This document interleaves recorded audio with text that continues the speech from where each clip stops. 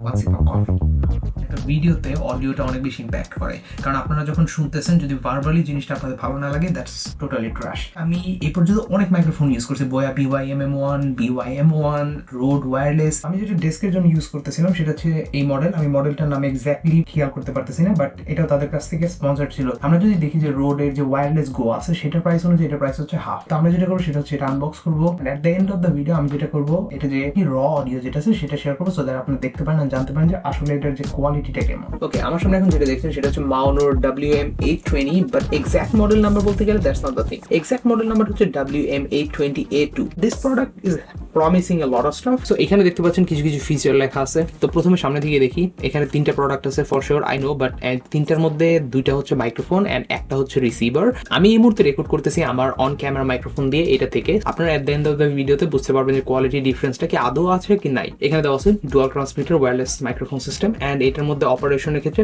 50 metre পর্যন্ত support করে, that's written here. তো 50 মিটার পর্যন্ত আপনারা গেস করতে পারেন যে এক্স্যাক্টলি কত দূর যাইতে পারে, which is more than decent. Like আপনার ক্যামেরা থেকে কত দূর যাইতে পারেন, মোর দ্যান ডিসেন্ট আমি বলবো অডিও রেকর্ডিং এর ক্ষেত্রে।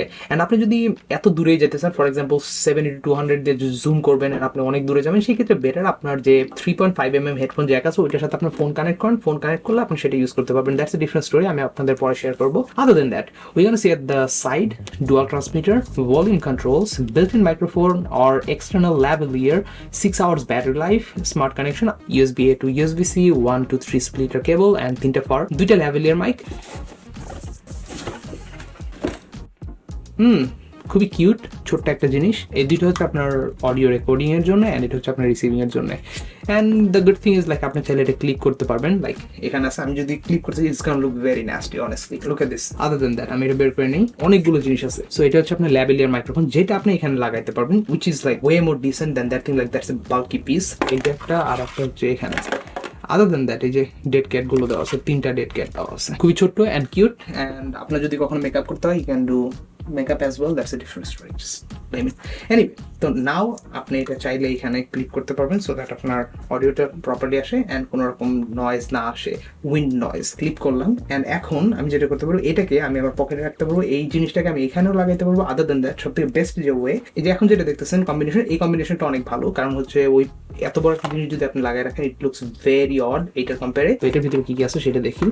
ক্যামেরা লাগানোর জন্য যদি আপনি কম্পিউটার কানেক্ট করতে চান সেক্ষেত্রে চাইলে এটা ইউজ করতে পারবেন। এখানে সবগুলো টাইপ সি একসাথে লাগানোর জন্য পোর্ট দেওয়া আছে। এই লাস্ট থিং, তো এটা হচ্ছে পুরো একটা পাউচ দিয়েছে যেটার ভিতরে আপনি সবকিছু রাখতে পারবেন। সো আমি এখানে এভাবে করে 3টাকে লাগিয়ে রাখতে পারবো এখনের মতো না, কারণ আমাকে এটা টেস্ট করতে হবে। অলরাইট, তো আমি এই জায়গায় আসছি হচ্ছে একটা পার্কের মতো এরিয়াতে, এখানে কনস্ট্রাকশন চলতেছে।